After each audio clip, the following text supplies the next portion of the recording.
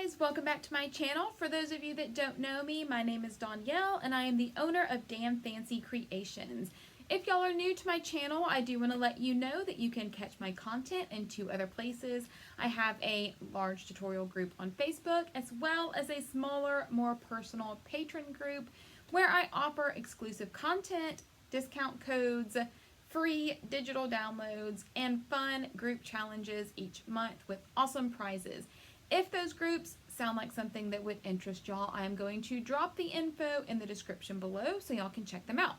For today's tutorial, we are going to be doing a fun kind of mountainscape on a tumbler. I'm going to be using glitter and spray paint and vinyl. My husband and I like to go to Blue Ridge, Georgia a lot. If you guys are not familiar with that, it is kind of a really cute little mountain town that's about 2 hours from where we live in Georgia, and we go up there at least once a year, more if we can, but we always have a great time. It's awesome. They have a really fun train that takes you to the Tennessee-Georgia state line. It's just kind of a cute little town. They have really awesome art shops. But the cabins are what are awesome because you get these amazing mountain views. So that is kind of what inspired me to make this tumbler. So if you guys are ready to see how I create this fun mountain themed tumbler, let's get started. Alright guys, so the first thing we're going to do is start with a stainless tumbler, and we're going to spray paint it white. I personally like Rustoleum's flat or matte white. The flat or matte option is going to dry a lot quicker than the gloss or semi-gloss, even satin. And I just hold my cup about 6 inches from me and just lightly spray back and forth until I get the entire tumbler covered with the white paint. Since we are going to be painting this a different color, getting a perfect coverage coat is not necessary, but I do like to cover it as well as I can. So now it is spray painted white, and then it will be ready for our next two colors. And one of the colors I'm going to be using is the Krylon Florescent Pink.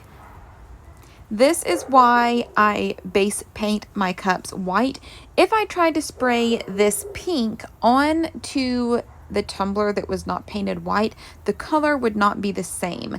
The white base really helps that hot pink pop and be bright pink. If we sprayed it on a stainless, it would kind of have a gray background and look dark and dull. So I am just going to spray this pink about halfway down the cup.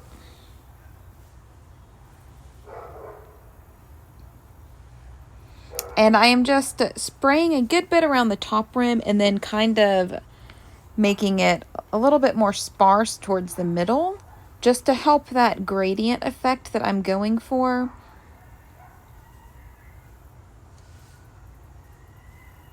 This is kind of going to be the bright part of the sunset or sunrise. And now we will be ready for our second color.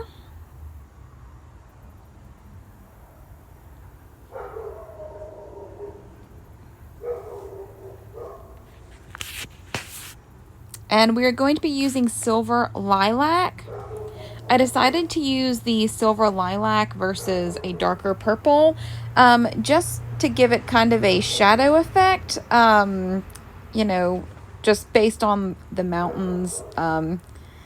This is kind of the color that I would typically see, I guess. So I didn't really want it a bright blue or bright purple. I wanted it kind of to be like a shadow effect, I guess. So I am just spraying the bottom half of the tumbler this color, and then just like the pink, we're just kind of dusting it where the two colors are going to meet. And when I am doing the gradient effect, I do hold my spray paint can back further, so that way the paint is not as heavy as if I were spraying it head on. And then I will go back with some of my pink and just kind of spray it again, just kind of help that gradient effect a little bit more. And then for the very bottom, we're going to use Lagoon. This color really wasn't too visible after I added my mountains.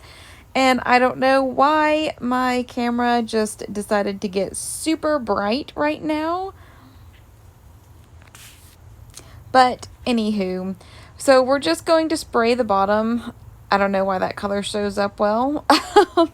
So this color is just going to be the very bottom, just to be a little bit darker. And now the color is fixed slightly.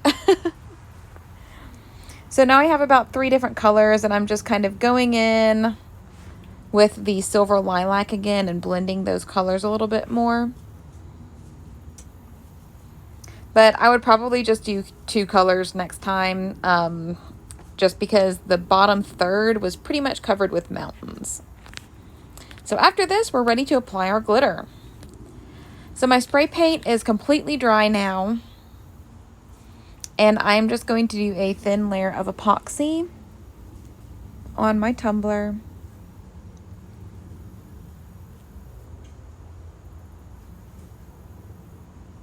And when you're doing the the epoxy method for applying your glitter, you don't really need that much epoxy. I typically do use a little bit more than other people would use for this particular method, just because I want that epoxy to soak up my glitter. I don't want the glitter kind of sitting on top. I just prefer that look. If I wanted a different look, then I would not add as much epoxy. I don't know if that makes too much sense for you guys. I've tried to explain that in other videos, but you'll kind of see what I mean, where the glitter just kind of looks like it's soaked up by the epoxy and not sitting on top. And typically when I do ombres with one color, this is how I like to apply it. Also, for those of you peeping the neon skeleton hand leopard print tumbler beside this one, I do have a tutorial for that one, but it is in my Patreon group. The links to my Patreon and my tutorial group are in the description of this video if you guys want to check those out.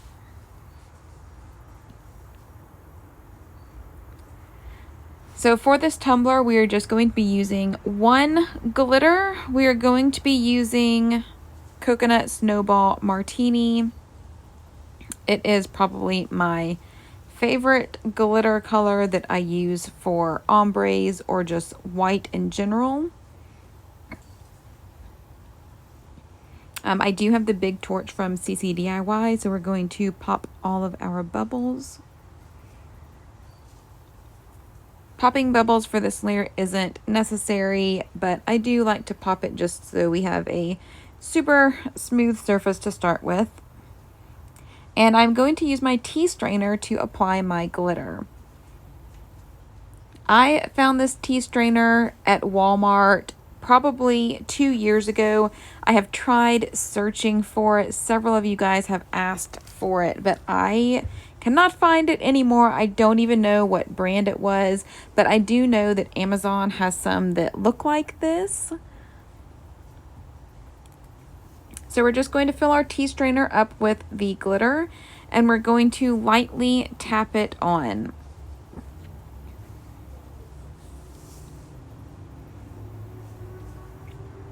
So I use my tea strainer so I get a thin layer of glitter and it's not just caked on my tumbler.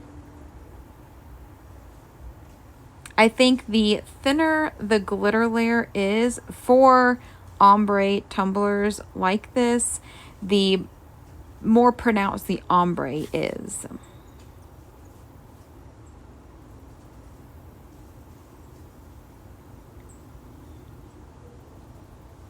So I will probably go around my tumbler maybe 2 or 3 times. After I get a good first layer on, I just kind of go back and look to see if there are any spots that I may have missed. And you definitely want to get the bottom of your tumbler too. Don't forget about that. I just kind of fill up my tea strainer and just toss some glitter on there.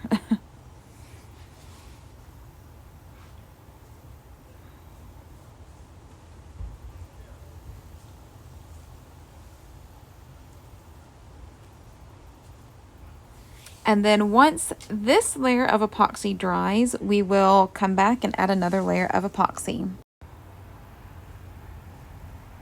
All right, so this is completely dry. So now we're going to apply another layer of epoxy.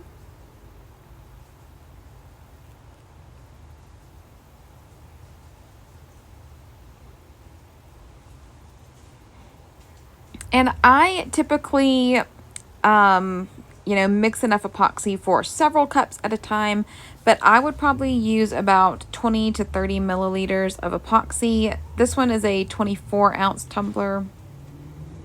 You want it enough epoxy to make sure that all of your glitter is covered, but you don't want it, dripping off of your cup. The bottoms I am pretty sparing on because we don't want epoxy to glob up and make the bottom of our tumblers uneven.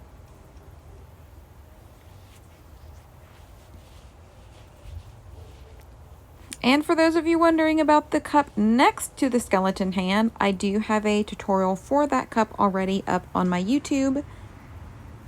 It is a alcohol ink serape tumbler. So once we have this epoxy on, we are going to pop all of our bubbles with this torch. If you guys do not have the big torch, I do recommend it. I think it definitely pops more bubbles than the small handheld butane torch that I used to have.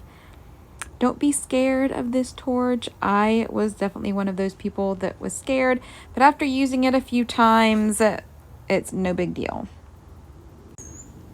All right, so after that layer of epoxy is dried, we are going to do our mountains. So this is just a piece of cardstock, and I just cut out a mountain line by hand. I just randomly made some shapes, and I taped this cardstock to my tumbler just to hold it in place, and then I threw my spray paint. So we're going to be using winter gray. I just thought that gray would be a good color just for, the shadow mountains in the background. So that is what I went with.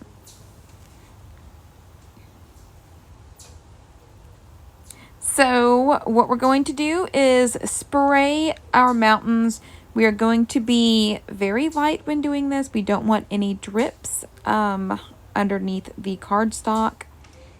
And I am just going to spray really good around the top of the mountains, which is where the cardstock is, and then we are going to taper off when we get to the bottom.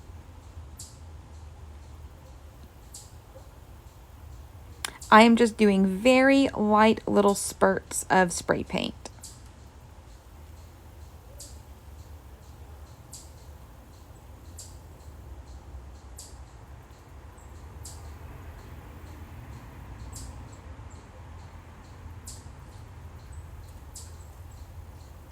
And any overspray, you can definitely go clean up with acetone, which is what I will do. So once this is done, we are going to sit this to the side and let it dry. All right, so now that our spray paint is dry, we are going to untape our cardstock. And it's the moment of truth to see if this worked.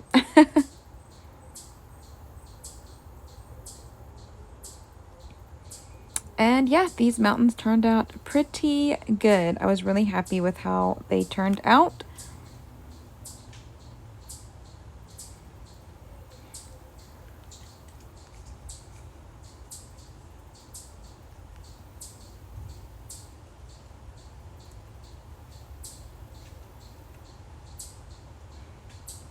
So I am going to take some acetone and just a paper towel.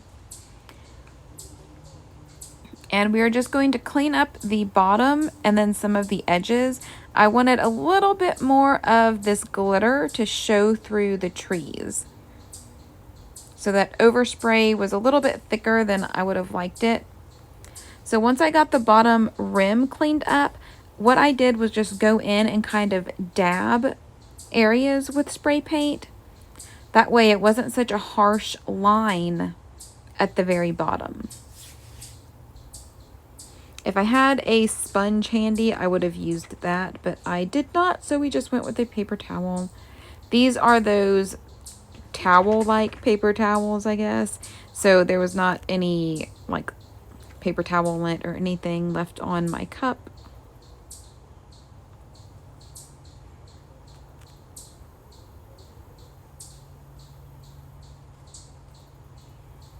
And if you do not want any glitter showing through your trees when you apply them or paint them, then you don't have to do this step. You can just spray paint the entire bottom. I just thought it would be kind of cool to see some glitter shining through the trees. So I'm pretty happy with how this looks now.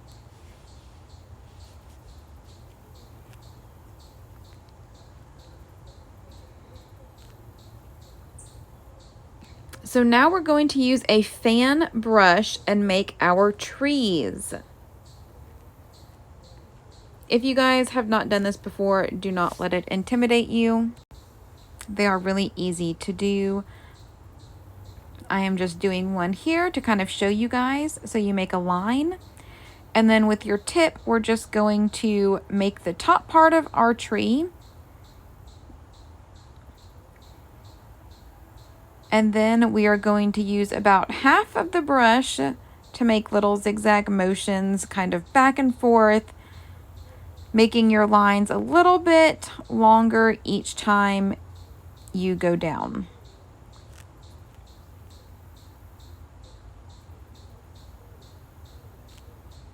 So yeah, I was pretty happy with how these looked, and we're going to do these all over the base of our tumbler.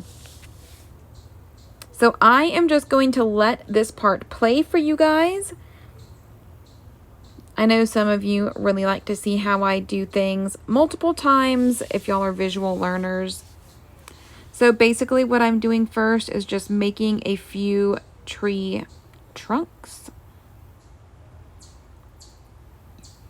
And I do not have a lot of paint on my brush at all, just enough to get some paint on the tumbler. So I'm making my trees different heights. And again, we're just starting with a small portion of the brush.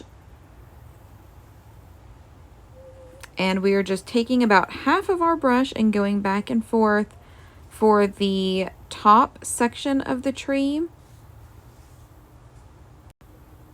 And then the further we go down the tree, the more of the brush we're going to use.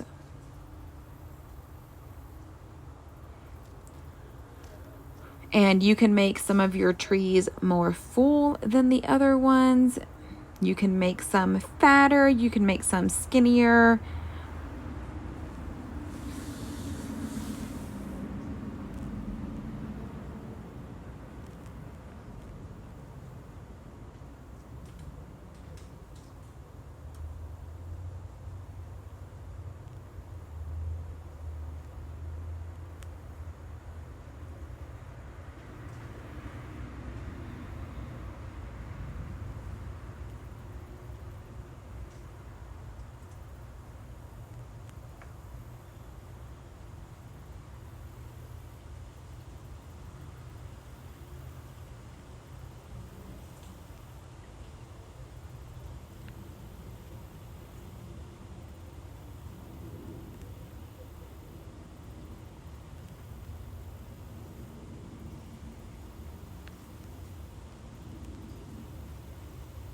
And you can go in and fill in any little empty spaces like I'm doing with this one.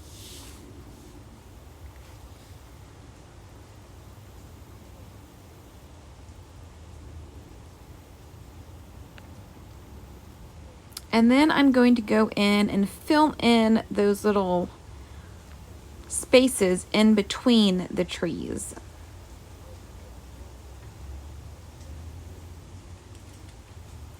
Again, we're just starting with about 1/4 of the brush and then using more of the brush as we get closer to the trunk of the trees.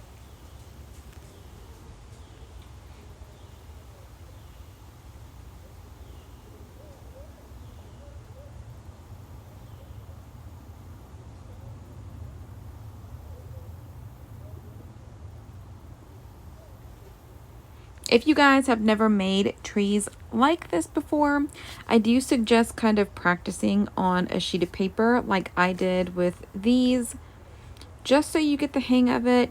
I like to do this anyway if I'm starting with a new brush, just because different brushes you can get different outcomes with. Some brushes may be more coarse, some may be a little bit more flimsy, so you never know how the brush is going to act, even if you use different paint. So even though I've done these types of trees a million different times, I do always like to do a few practice ones on a sheet of paper, just so I know how the brush is going to react and how the paint is going to react.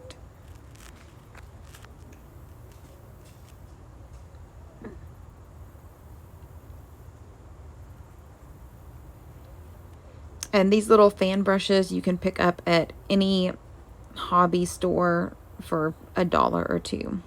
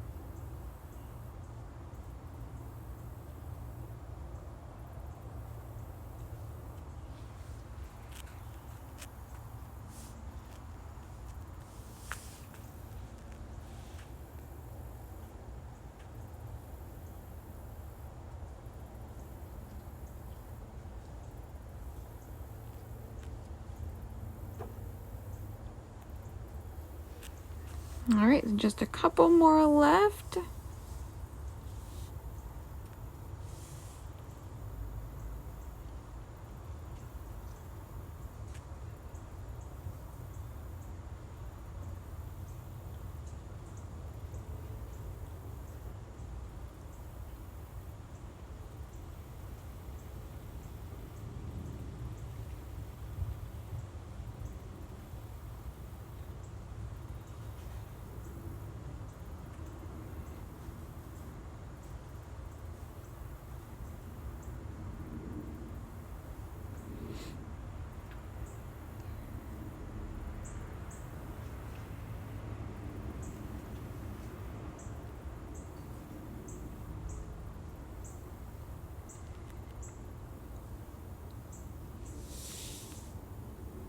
So once you get all your trees on there, you can just kind of go back and see if you need to fill in any little spaces.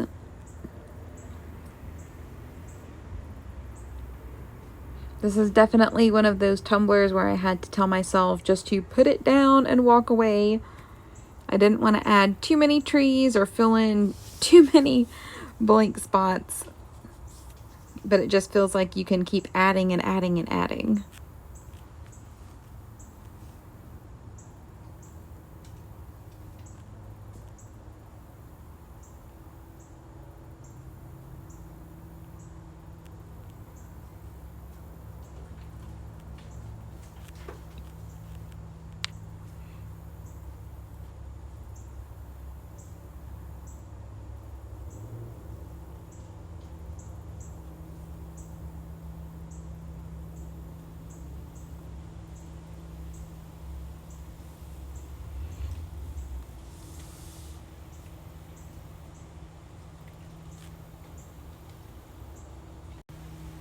And once you're happy with this, we're going to set this aside and let it dry. And then we're going to add the shadows to the mountains. I wasn't too sure how this was going to work, so I was not able to film it. But basically what I did is I took that same template that we had before, wrapped it around the tumbler, and then I just lightly sprayed the top part of the mountains. And I used straight pieces of cardstock just to kind of create those shadows that you would see in the valleys of the mountains. So here is what it looks like basically after I spray painted. I just sprayed the top part of those mountains, used straight pieces to create those little lines between the mountains. If you have an airbrush, that would obviously work a lot better than spray paint, but I was really happy with how these turned out. Next time I do one of these, I will try my best to kind of film it so you guys can see a little bit better how I created this part. But that is pretty much it for this tumbler. Once the spray paint dries, you can put it on your turner for the final layer of epoxy. And here are some finished pictures of it. We did end up going to Blue Ridge after I finished this cup, so I did take it with me for a photo op with the Blue Ridge Mountains in the background. So I hope you guys really enjoyed this tutorial, and if you guys have any questions, please feel free to ask in the comments or my tutorial groups. I can't wait to see what you guys come up with. If y'all enjoyed this tutorial, please be sure to like, subscribe, and share. Don't forget to catch the next video coming up that was picked just for you. As always, if you're looking for more tips, tricks, or tutorials, be sure to check out my tutorial group on Facebook or my new patron group. Both are linked in the description. Thanks for watching.